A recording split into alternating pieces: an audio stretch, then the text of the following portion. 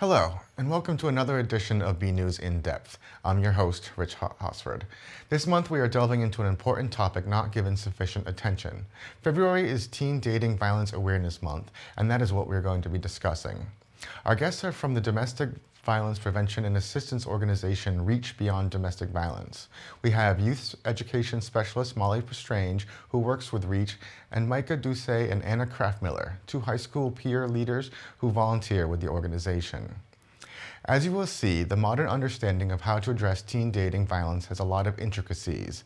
Teens today not only have to deal with the potential of domestic violence as it is traditionally understood, but also how social media platforms, smartphones, and other modern technologies can come into play with control in relationships. We also talk about how friends, teachers, and especially parents can help victims of teen dating violence, and, perhaps just as importantly, what tactics don't work to reach modern teens. Our guests have thought long and hard about these issues and have a lot of information to share, so let's get started.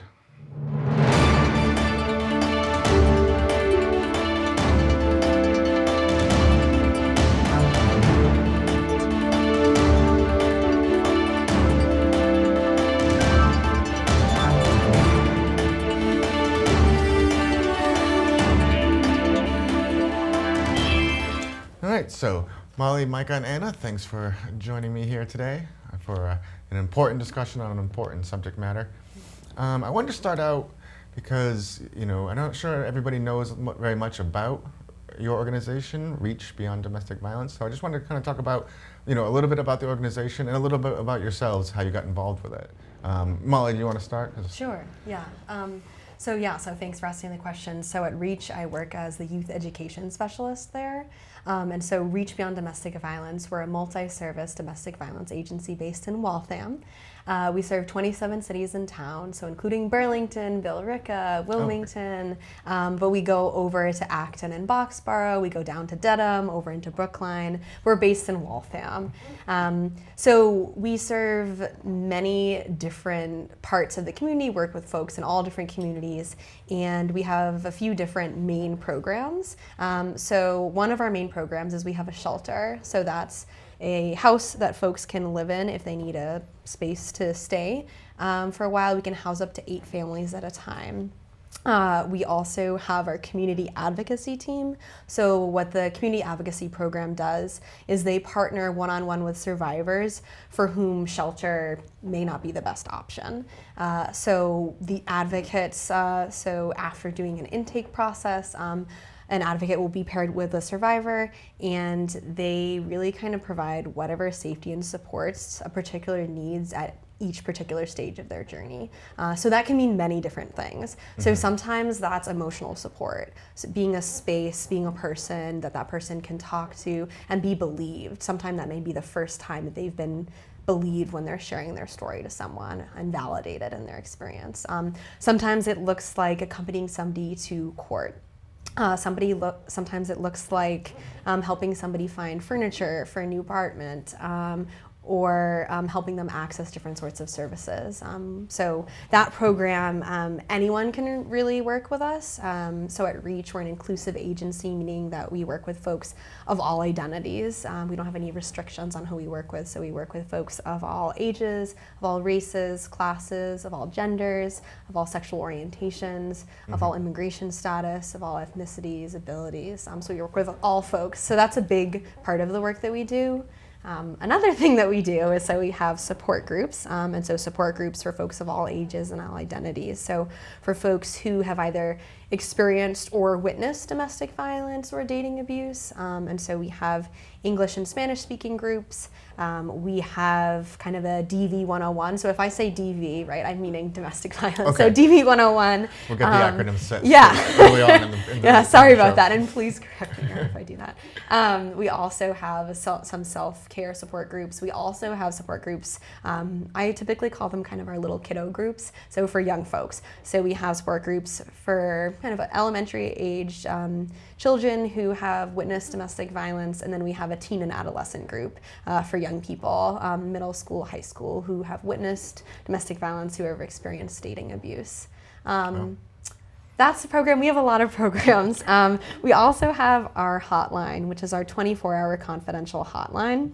And so what that is, it's a phone number, right? Always staffed all the time, and it's confidential. And I think particularly because we're here talking about Teen Dating Violence Awareness Month, when I'm in classes, sometimes young people are asking, right, will a parent or guardian be told that I call the hotline? And right, I always try to stress it's confidential. Right. So meaning that they don't need to know the name of you or the person or people who you may be talking about. And so I think that's also a misconception that sometimes need to be corrected, that sometimes people think that the only time we could call hotline is if we are kind of in crisis, need help right away. And yes, you can call the hotline then. And also the hotline is really, and we talk about it all the time, I feel like it's for anyone who is currently in a relationship, who may know someone who is currently in a relationship, who has been in the relationship in the past. It could be something, it could be your own relationship. You could be calling about a relationship that someone else is in. It could be any sort of thing that you could call, and that person is there to listen to you, to be that support, to help you figure out maybe what are some of the options that are best for you. So it doesn't have to be an emergency situation. Or it's not 911. It's someone who's sort of still dealing with, just sort of emotions from a previous situation can call just to talk through those things. Yeah, so it could be a previous situation, it could be a current situation, it could be any of those sorts of things. Right. So we have that. Then we have the prevention programs. That's the last one that I'm going to focus on. That's the team that I work on, that I have the honor of working on. And so we're a 4-person team, and what we really do is we work to build the capacity of communities to promote healthy relationships, to think about working with, so I spend a lot of time working with awesome young people, thinking about, right, what are the ways that we can promote healthy relationships in your school community, in your home life, with your friends, with your peers. They'll definitely talk more about the student club that I advise, that I work with them on. And then we also have a community engagement specialist who does a lot of work in different community spaces, with faith communities, different spaces. We have a volunteer coordinator who's helping us kind of build that robust core of volunteers, and then our director does a lot of work with higher education, so colleges, institutions, businesses, really thinking about how everyone in the community, that's really kind of the goal of my job, is to make it so none of my colleagues will have a job in the future, right?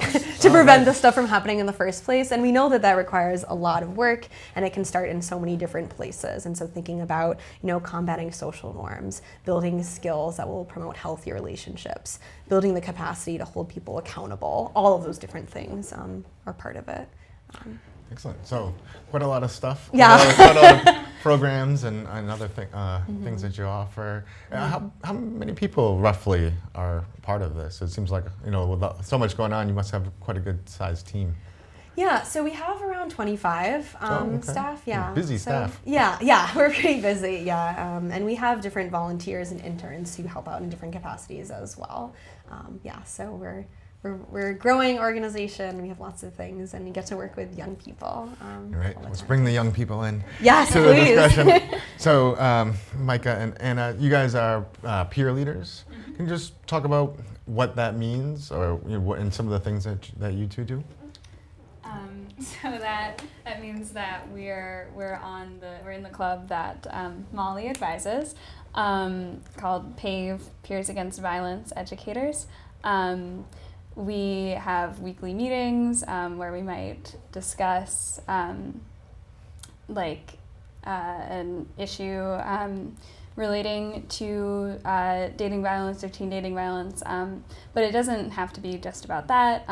We talk about all sorts of relationships, regardless, like romantic, but also like friendships or employer-employee, or like teacher-student, that kind of thing. And we also will talk about all of the other factors that can play into how how relationships play out, or how people are perceived in society. So like gender roles or pop culture, lots of different things. And then we also work to connect our school community with this issue and this conversation. So we have like outreach at various like health fairs and stuff. We'll have information there. We go into classrooms and do lessons on this sort of thing. We have open meetings once a month. So yeah. So quite a lot of things happening. Yeah. How did you find yourselves interested in getting involved in this? Yeah. So I remember my freshman and sophomore year. Some of my good friends, my upperclassmen friends, were in Pave, and I was like, I want to join Pave, and I really didn't know why. It was just kind of because all my friends were there, to be honest. Mm-hmm.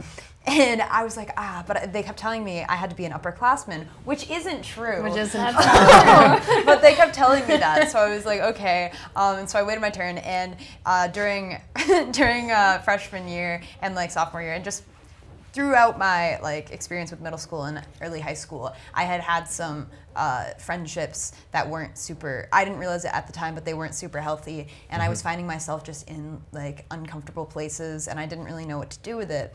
And so I joined Pave because all my friends were there at first, but then I started to learn more about Pave's mission, which was that you deserve to feel safe in the relationship. You deserve to feel safe and loved in the relationships that you're in, whether it be platonic or romantic or teacher relationships. So Pave has really helped me gain a control over my own autonomy in a relationship, and also learning how to help my partner or friends feel safe while also feeling safe myself.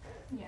Excellent. Yeah, similar to Micah, I had similar experiences in like early high school with friendships that, again, I didn't realize at the time, but were not healthy. And I think that people don't do enough thinking about their relationships and how they act in relation to other people.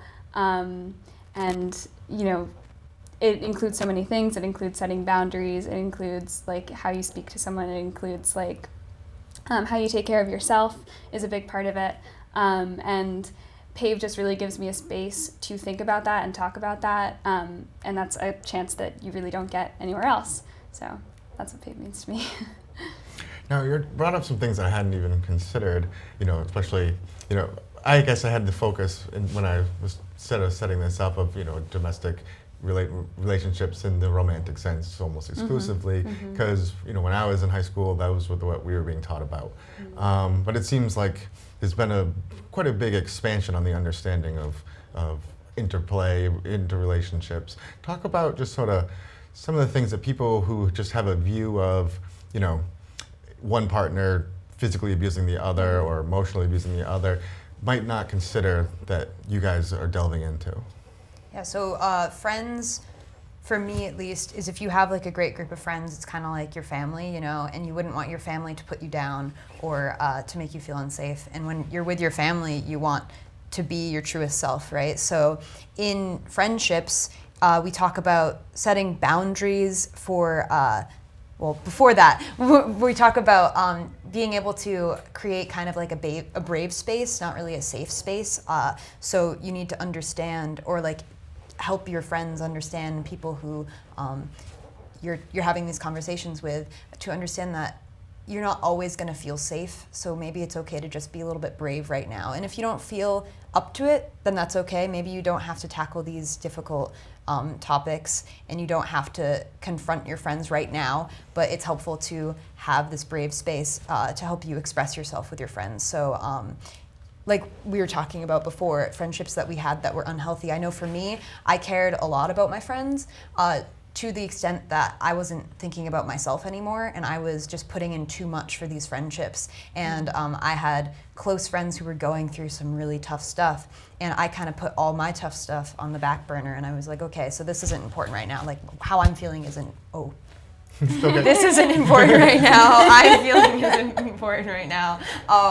Let me just like be here for my friend. And so in Pave, I've learned how to set up these boundaries and to be like, hey, I would love to be here for you, but right now I'm going through a really tough time. Do you think you could give me some space? And usually my friends understand, and they can do the same with me. They can be like, hey, like I know you're going through something right now, but hey, could you just give me some space? And I've tried to build that in my friendships and in my peers at Pave too. Yeah, and I think adding on to that, something that has changed how relationships function, like friendships and romantic relationships and all sorts of relationships. That has changed how they function in very recently is like the advent of cell phones. Like, if you have someone, if you can text someone, you have access to them like 24/7. And if you are interacting with someone on social media, we're on these objects 24/7, and so it can be really, really hard to separate out when am I interacting with people and what time is just for me. And so like setting boundaries about please don't text me after 11 p.m. on a school night. I really need my sleep. Or I just because I'm liking some photo on Instagram doesn't mean that I am in the space to like text you right now, like that kind of thing. Setting boundaries like that is really important and something that people don't really think about. I think that people also might not consider, if they don't know a lot about like dating violence, they might not consider just how many different forms it can take. There's obviously like physical and emotional abuse and sexual abuse, but there can be like financial abuse if someone is controlling how their partner uses their money, or coerces their partner into quitting their job or things like that. There can be cultural or spiritual abuse, which might involve someone controlling their partner's access to their religion or their culture.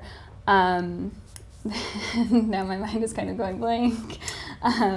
What you were talking about earlier, cyber as well. Right. Just that idea, right? The other That one one. you think about, right? Cyber is, as Anna, as you were saying, right? The fact of that access, right? And when we're thinking about relationship abuse, and so typically when we're talking about relationship abuse, we expand it to a relationship abuse as a whole, which is kind of why you're hearing, we're talking about friends, we're talking about family, we're talking about coworkers, teachers, dating partners. We're thinking about, right, abuse as a pattern of behaviors that someone uses to gain and maintain power and control over another person in a relationship. And so all of those things, right, that Anna and Micah were saying, right, that idea of power and control and that how that plays into it. So control in a digital space, right? I don't want you talking to that person. Or control, financial control. Showing up at someone's job so they get in trouble and that impacts their finances, or so many different ways that this can kind of play out. I think, right, with cultural or identity abuse, somebody using an element of someone's identity against them, so using immigration status against someone, or gender identity, or sexual orientation, or so many different things. So we talk about all of those different elements and how to really understand what we're talking about when we're talking about abuse. We're talking about that idea of power and control, which can help when we have that conversation with people. It helps them kind of understand really what we're talking about here. We're not just talking about physical abuse, or those more common forms that we see on TV or in the media that are highlighted. We're talking about power and control in a relationship and what that can be.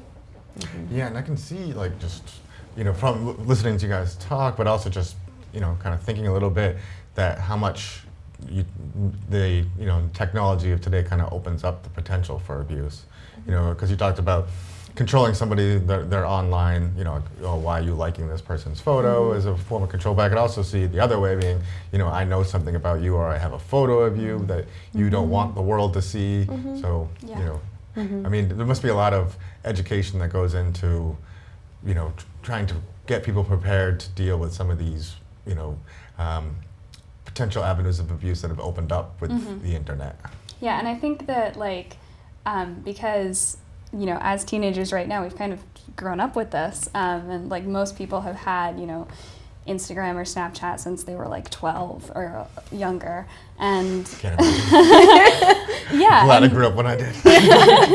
and so that's really different from like how other people have grown up, and it means that we've sort of made our own like cultural norms about how to use these things, and it's a conversation that we have a lot when we like go into classes. Just last week we were in a class at our high school, and we were doing this activity on thinking about healthy versus unhealthy behaviors in a relationship. And that's different from abuse. Is like a relationship can be unhealthy without being abusive if it doesn't. There can be like actions that are unhealthy, but if they're not part of, as Molly said, a pattern that someone uses to gain and maintain control over their partner, then it's not abuse per se. So, we have this activity where people can stand on one side if they think it's a healthy behavior and another side of the room if they think it's an unhealthy behavior. And one of the questions was, if someone takes a picture with you and then you post that picture, on social media without expressly asking them, is that okay? Is it not okay? And that's always an interesting conversation because it's something that people don't think about a lot. It's something that, there's not really a set cultural norm for how to deal with that. Right. Yeah. And I've noticed since like joining Pave, and since one of my closest friends joined Pave, I'm in show choir and show band. I'm in the show band, but I've noticed like in show choir they take pictures of each other and they have fun and they post it on Snapchat and stuff. And I've noticed that a lot of them now, they'll take a funny video, they'll be laughing at, they'll be like, oh, hey guys, wait.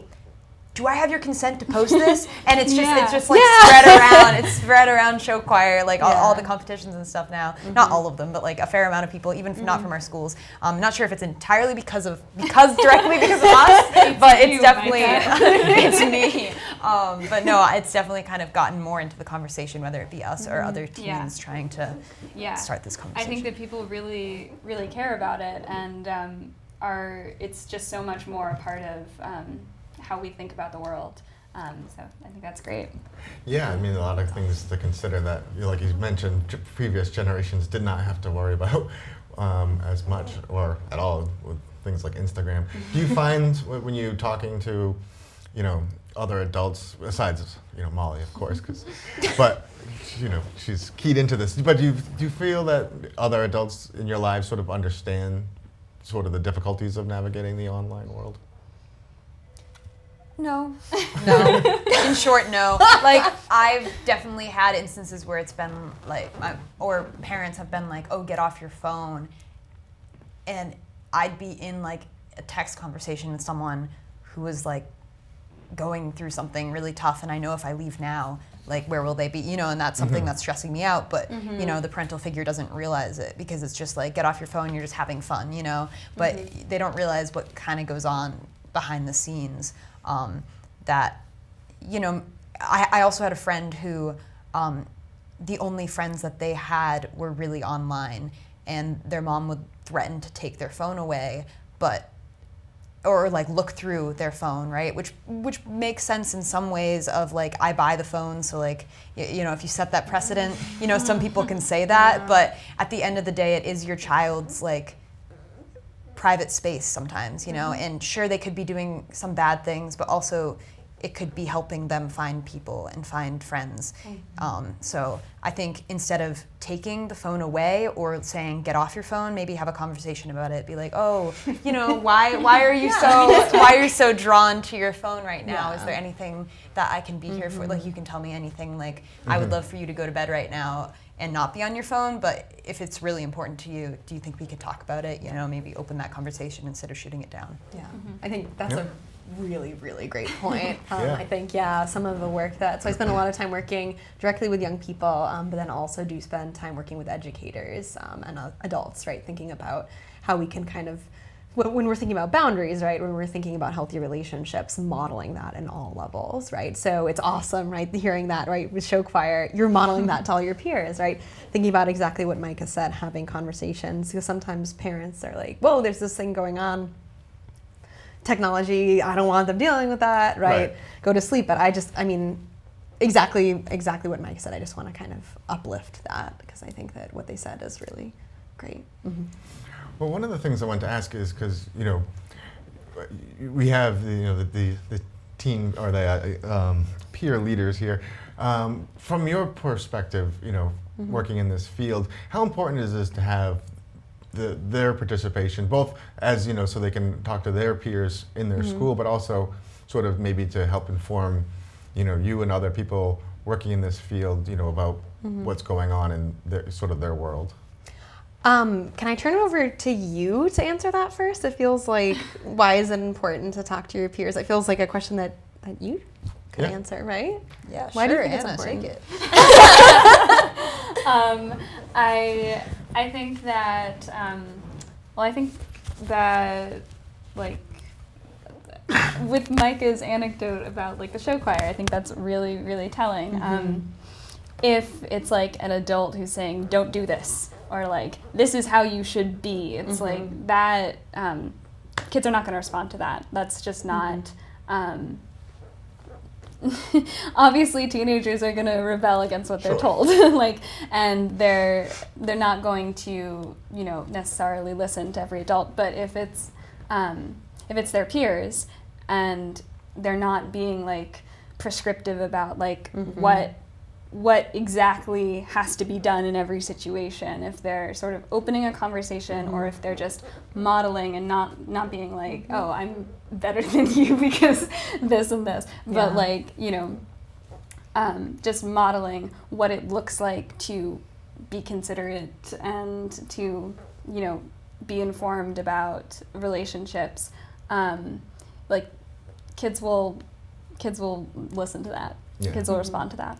Yeah, especially with younger kids, like show it off in your own relationships as an adult.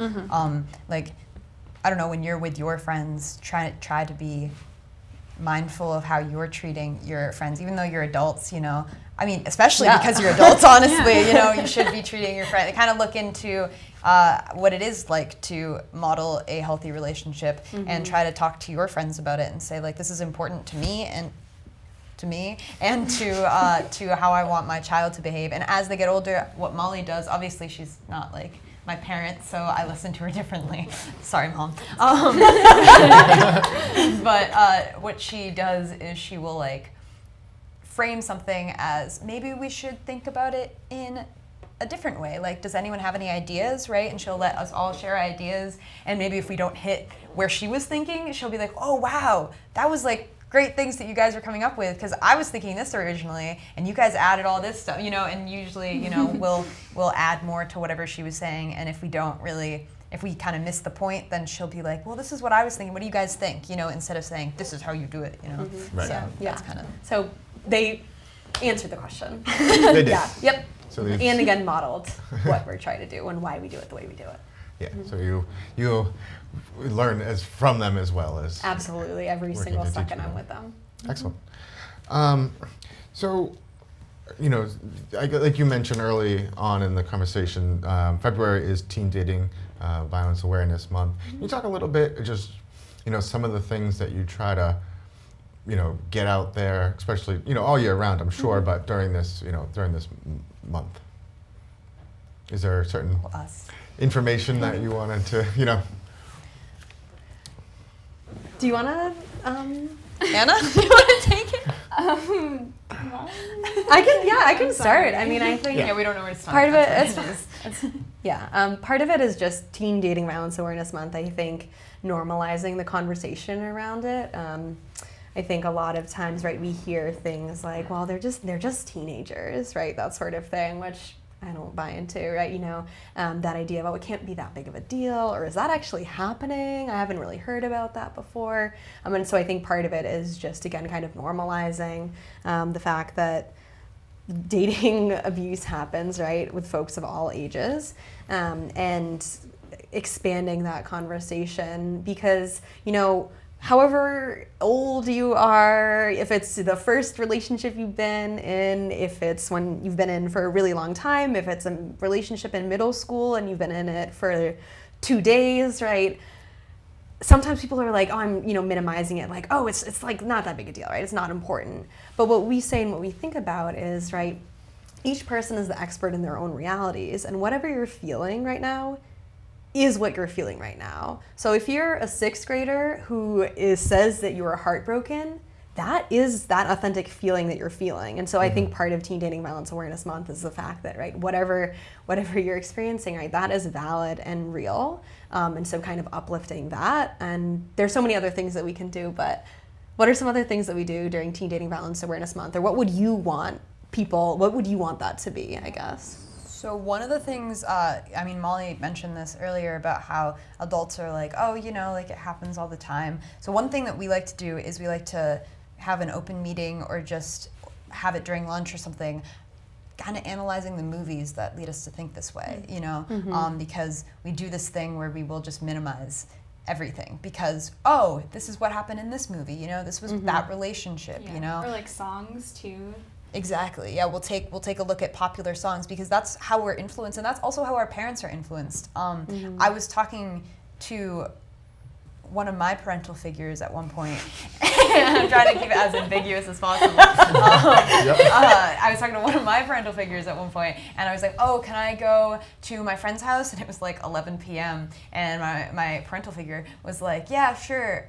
Oh, isn't that friend still dating this person?" And I was like, "Yeah, we're just hanging out, you know, as friends." And my mom, my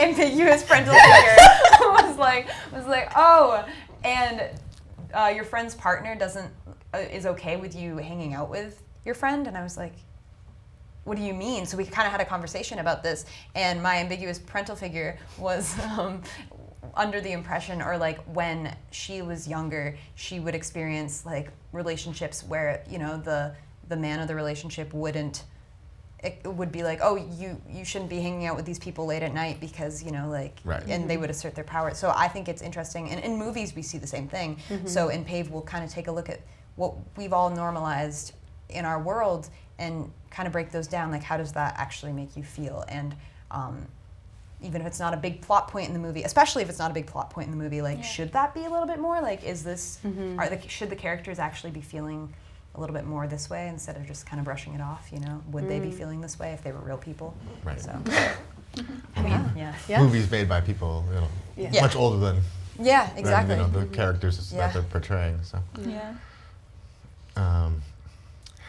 So one of the things, you know, that I think we should talk about that is important is, you know, I think it's been a great conversation so far, but from people on the outside, you know, parents or even teachers, coaches, friends, what are some of the signs, like if, you know, they are, you know, someone in their life maybe starts to change or something, like what are some of the warning signs that, you know, people can be kind of on, you know, looking out for? So one thing we talk about a lot in Pave is like constantly checking your phone, which, I mean, happens, but just in kind of a fearful way. Like if someone were to, you know, leave their phone somewhere, and then they like come back and they might kind of get visibly distressed by whatever they're seeing on their phone. It could be that maybe someone has called them like 12 times, like, where are you, you know, and that could be a sign of abuse. Or if they just nonchalantly mention, oh, like, I can't go out at that time because like my partner doesn't like me being out then or something, you know, or just like nonchalantly just saying some things that maybe, once again, kind of like the movie characters, like, are they brushing off things that maybe have a deeper meaning? I don't know, kind of just think about the people you see in your life and how they're reacting to talking about their partner or talking about one of their friends. Maybe they feel constricted in the sense of, you know, kind of a fear of being able to do things with their own will. Okay. I mean, yeah, like Micah was saying, I think one of the biggest like warning signs is that like someone like feels like they're walking on eggshells, feels like is worried about how their partner might respond to like anything. You know, if their partner says they can't go out, like, or things like that.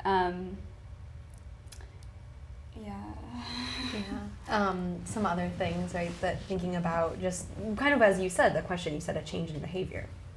Right. But you said that with your question, right, that idea, so change of behavior. And so maybe those things, right, weren't already happening, right? You know, maybe somebody keeps on canceling on plans, like, oh, I can't come today because, you know, my partner, or I can't come today, that sort of thing. Sometimes it's, right, a defensiveness around, you know, the partner, like, oh, no, that's not, it's nothing, or no, why would you say something like that? I mean, almost like apologizing for them. We're trying to cover it up. Yeah, which can stem from so many different sort of things. Sometimes it may be the abusive partner making them feel that way, right? That idea of shifting the blame onto someone else, a term called gaslighting, right? Making somebody kind of second guess their view of what is actually happening. Oh no, it's my fault, not their fault. Oh, this never happened, that sort of thing. I think other, different sorts of warning signs, it's thinking about if it's us in the abusive relationship or if it's someone that we know in the abusive relationship, right? Unexpected bursts of anger, as both Micah and Anna were talking about, just that idea of jealousy and possessiveness. False accusations, which again, those are, can be really connected to that sort of stuff. Who were you there with? Were you actually there with that person? What were you actually doing? Different sorts of things that it could be. So there's a few of them, and obviously a non-exhaustive list of the things that it could be. Mm-hmm. Right. Are there particular online behaviors that might change that might kind of be a warning sign? Like somebody who usually has, a bunch of photos with mixed company friends all of a sudden stops that, something like that, like why is this person who's usually, so social suddenly not so social? Or I guess it could be a lot of reasons for something like that, like depression in general, but it could definitely be something like once again we were talking about like changes in behavior, but also there's sometimes that there is really no change in behavior and they'll keep it really hidden because you have to remember that if you're continuing this relationship with this person, it could be out of fear of leaving them, sure, but it usually is, or not usually, but half of the time, you still have this love and respect for this person, even though it might seem to outsiders that why would you still love and respect someone who doesn't really respect you in the way that you should be respected, but it's because like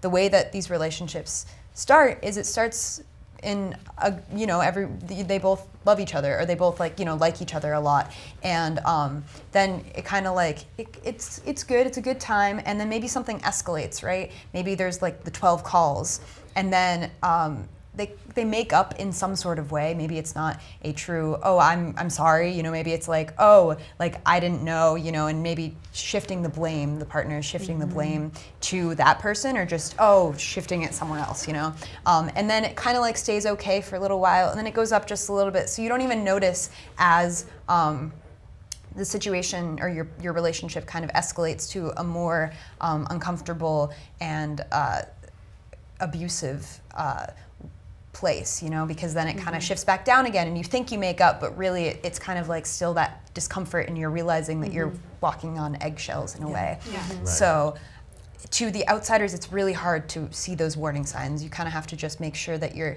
checking in with people and making sure that their present moment is feeling okay. And if you see those kind of like fear to go on your phone or something like, excuse me, if you see that kind of fear to go on your phone or, oh, I need to text this person back right now, then that's a good thing to look for. But there's not always a change, so it's really tough in that way. You just gotta gotta be that person to provide that safe space. And as you kind of said, like the changes in behavior that we're describing could be caused by a lot of things, and as Micah said, it could be that there's nothing at all. So like literally just talk to people, just like talk to people in your life, and if you're concerned about a friend, then say something. And if you're not sure how to bring up the topic, then talk to someone that you trust and ask for their advice. It can be really hard if you suspect that a friend of yours might be in an abusive relationship, and it can be really hard to know what to do. But really, the answer is you don't have to be like a savior. You don't have to be a hero. You just need to be someone that will listen to people. So. Well, you kind of led me right into the next topic of conversation, which was, advice for people. I mean, I know you don't have to be a savior, but are there certain, ways of approaching people that, maybe more effective than others as far as to making them feel comfortable to let you know what's going on in their lives and their relationships? I think just centering them in the conversation, listening to them, believing what they say, if they tell you that something has happened, don't doubt them. You shouldn't have any reason to. And just don't necessarily relate it back to something you've experienced. People can do that sometimes, and that's a way to try and make the other person feel better, or to try and say that you understand, but it can often feel like you're taking the focus away from what's really important to them and what's really affecting them. So really just center them, listen to what they're saying. The conversation is for them, it's for their benefit. So, don't make it about you, make it about their needs.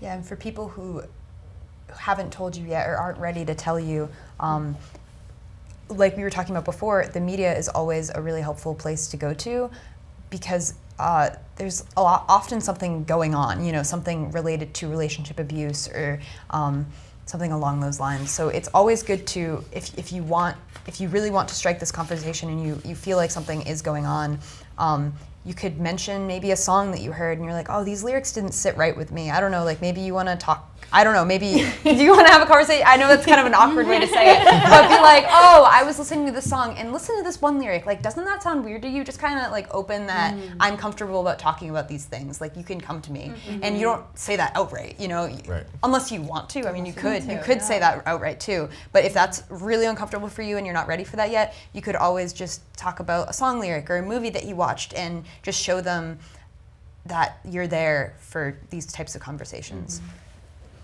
And what about the situation where, you are convinced, you've seen a lot of the warning signs, maybe you've even, seen some actions taken by one of the partners, and the person kind of refuses? What, as a teen, as a peer, I mean, when do you decide, okay, it's time to go to the parents or some other authority?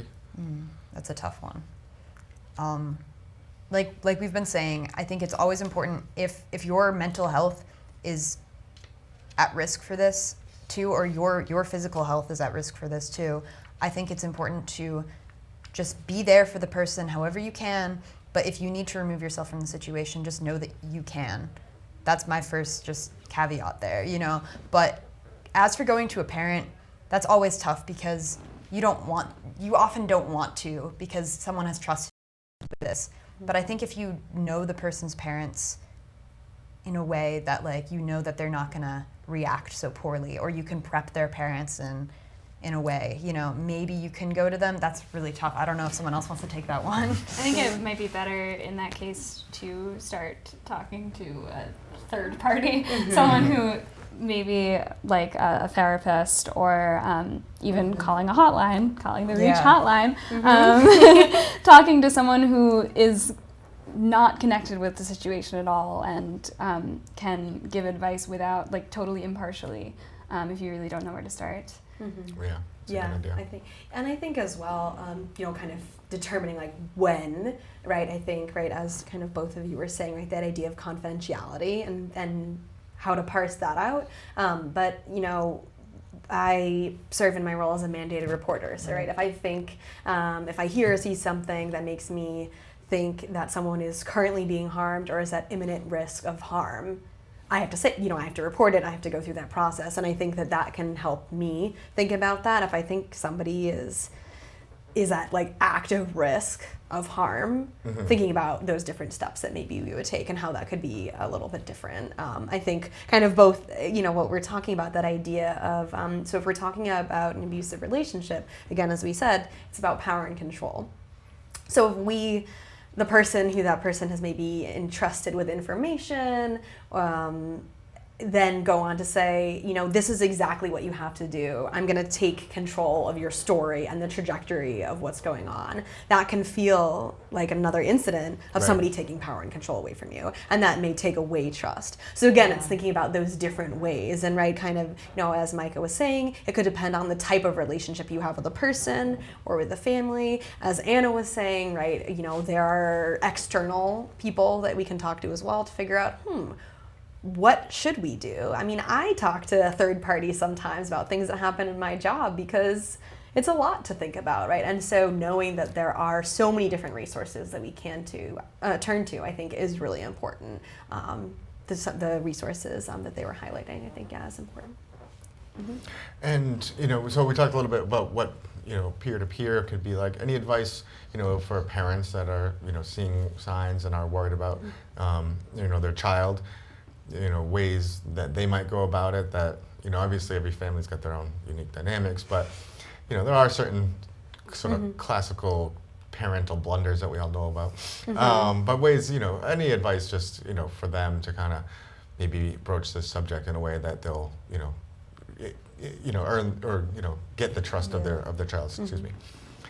I think once again, it's good to. I mean, it's not good to say like, no, this is bad. Like, don't you see this relationship's bad for you? Like I've seen parents who are just like, oh, that boy's not good for you, or, something like that. And I think it's important to understand that your child has a love and respect for this person. Once again, that same kind of. Even if you don't understand it, and even if that person's treating them very badly, kind of, I hesitate to kind of say like relate something, make yourself relatable in a way, but also kind of like humanize yourself. And maybe if you have any experiences in the past with relationships that might be like a little bit dicey, you can like share those too and have them come to you and be like, oh, but once again, you don't want to be like, I understand. You could be like, you could kind of talk about something that you've experienced and say, I know like this in nowhere compares to what you're going through, but I just want to let you know that you can like talk to me at any time. And if you really need to intervene, like if there, like Molly said, if there's a chance at real physical or like mental damage and you're really afraid for your child's well-being, then talk to a third party or get them in therapy or something, because you are, at the end of the day, you are the parent. And if they are in risk of harm, then, if you believe that they are in risk of harm, then that's something that you should. Right. Obviously something to take very Yeah, seriously. yeah. Mm-hmm. Did anyone else have any thoughts on advice to parents? Or? I mean, I think kind of echoing some of the things that have already been said, it could be, right, as Micah, you said, like, oh, I was watching this TV show the other day and this came up. What do you think about that, right? So it could be something kind of a circuitous way of getting to it. It can also be, I think it's important to not label something, right? You're in an abusive relationship. We're not going to say that to someone, right? Unless they use that language, right? A lot of time when we talk about supporting someone, we think about, mirroring somebody's language. It's active listening, right? But so that kind of piece of we can lift up concerns, right? And so I think that it's helpful, when if it's a parent, if it's something that you're doing, supporting a peer, being able to name, hey, child of mine, whoever that is, I noticed that you seemed kind of anxious around your phone the other day, right? So naming the specific thing. You want to talk about that? I noticed that was going on. It seemed a little different, right? What was, and kind of giving that opening. So being able to name a specific thing, right? Or, hey, you seemed sad the past 3 days when you came home from school, right? Thinking about that. So we can name those specific things, right? But do it in a way, and then again, kind of as we were talking about that idea of questioning, how are you interpreting this? It's not me assigning meaning to something. It's me saying, hey, I'm concerned about the specific thing as the person who cares about you, and how does that make you feel? Had that happen? Has that happened before? Right. Again, there are different ways we can have this conversation, right? I know, I noticed this. Has that happened before? How did it make you feel when that happened, right? And again, sometimes, a young person or a friend or someone may say, oh, I don't want to talk about it.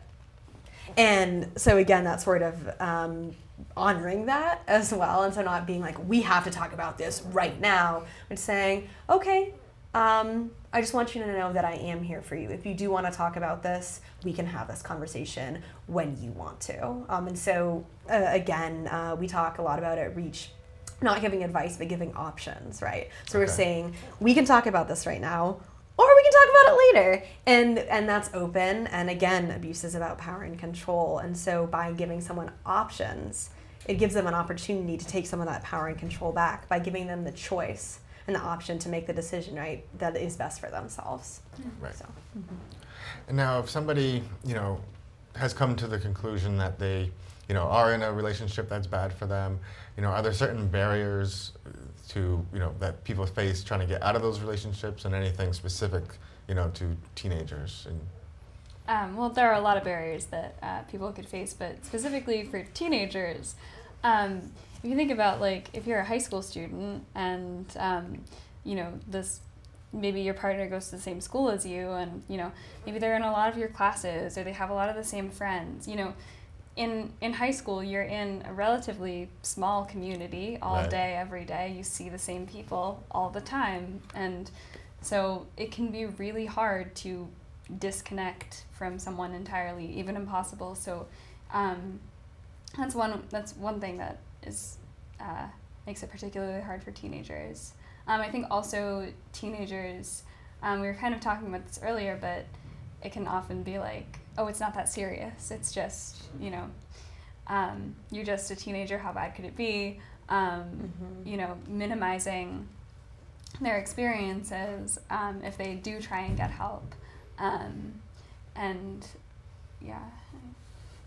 and if you're a teacher, I've noticed some teachers, like good teachers at my school, who, if I go to them and I'm like, hey, like, I don't feel comfortable sitting next to this person, they will listen to me. Yes. But there are other teachers who won't, and they'll be like, oh, it's just a teenager thing, like, you have to get along with people that you don't like, that kind of, but you have to, Right. if you have the energy and you've gone through something like this, try to advocate for yourself and talk to that teacher and be like, no, it's more than I just don't like them, like, we've had, like, please listen to me, or just kind of, if you can, if you have the energy, or if you could get it, if you have some trusted friends that could go with you to this teacher and ask to be moved to maybe the opposite side of the room, because maybe you feel really uncomfortable with what they're saying to you, and like maybe how they're touching you in class, and maybe that's something that you don't want to report directly, but you need to get away from, and that's okay. And if you can report it, like, you can, but at the end of the day, it's what you can do and what you're comfortable with at the moment. Yeah. There's there's so many different things, right? As Anna and Micah were saying, right? The proximity, and also that just abuse in and of itself is a barrier, right? Because it's power and control. Again, Right. I've said it a bunch of times, but that's what it is, right? Right. And there's so many different things, and thinking specifically to teens, it could be accessing resources, right? Feeling like maybe people don't understand me, or I'm unable to, right? If folks don't have a young person doesn't have a car or access to a car or isn't able to drive, right? And they need to, access resources or be able to go places, or maybe they rely on their partner for transportation, right? And then thinking about what that looks like. There's so many different things that kind of we can think about. Yeah. And I'm sure that also translates to, the online environment as well, trying to have block people or do whatever needs to be done and sort of make that separation in a space that's, that has no actual physical separation. Yeah. Another thing with technology as well is the idea of so we were talking about kind of what pictures are people posting. So it may be that things change, and it may be that nothing changes, right, as was said, or it could be that somebody, the abusive partner, is saying you need to post these pictures of us looking really happy.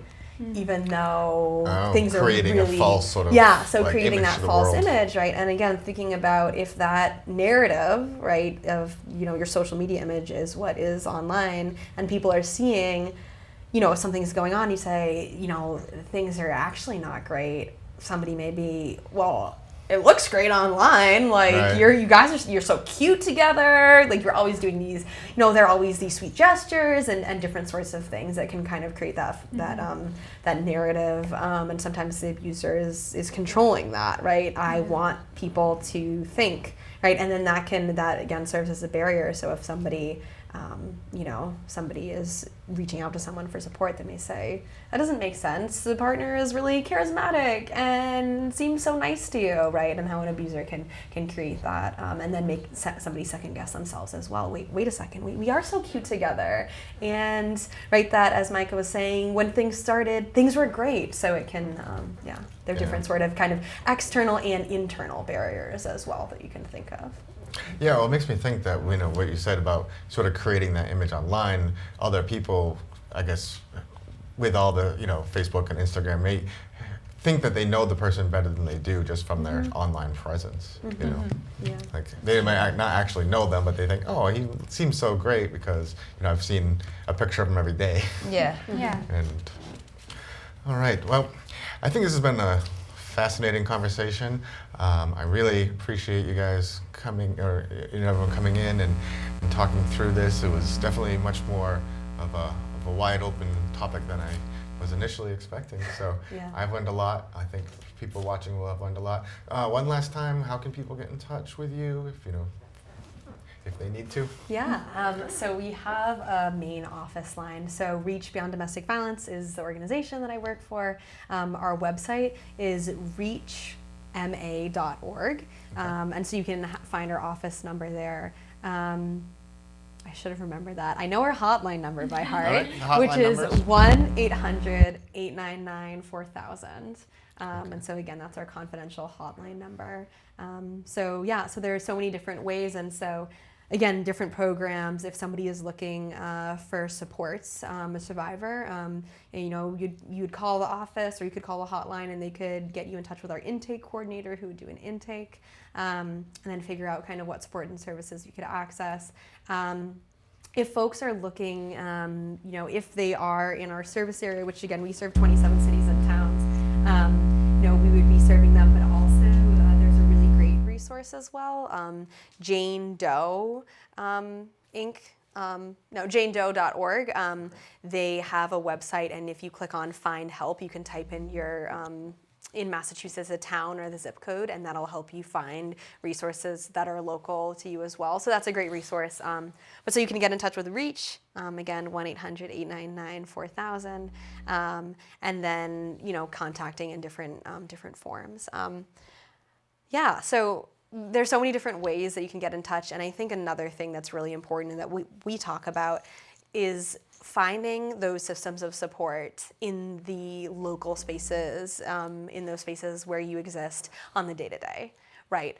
So maybe we can't come to Waltham every day, right? But you may be at home every day, or you may be in a classroom space every day, where you can access a guidance counselor or a social worker in a school or a therapist, right? And really thinking about, each person thinking about what are those systems of support, right? Who do I turn to? Who are those trusted adults? Who are those peers that I know will listen to me, right? Will be there and not say, you have to do this, but hey, I'm here for you. And I think that that's another thing that's really important, because I love Reach. We're an amazing agency, and we're not every single place all the time, but all the people that we interact with, the people those systems of support are. And so drawing on those people and thinking, right, how can we treat each other in a way that supports someone, that believes someone, and that is there for them is really important. All right. Once again, thank you very, very much for coming in and spending this hour with us talking about this important subject. Thank you. Thank you. Thank you for the opportunity. Absolutely. All right. So there you have it, a long and in-depth discussion on the modern issues facing teenagers in regards to violence and control in relationships. The issue certainly has more to it than I thought when initially setting up this show, and I would like to thank my guests, Molly Pestrange, Micah Ducey, and Anna Kraftmiller, for both sharing their thoughts and for the important work they do with Reach Beyond Domestic Violence. I'd also like to thank all of you for watching. We'll be back next month with another edition of BNEWS In Depth, so stay tuned.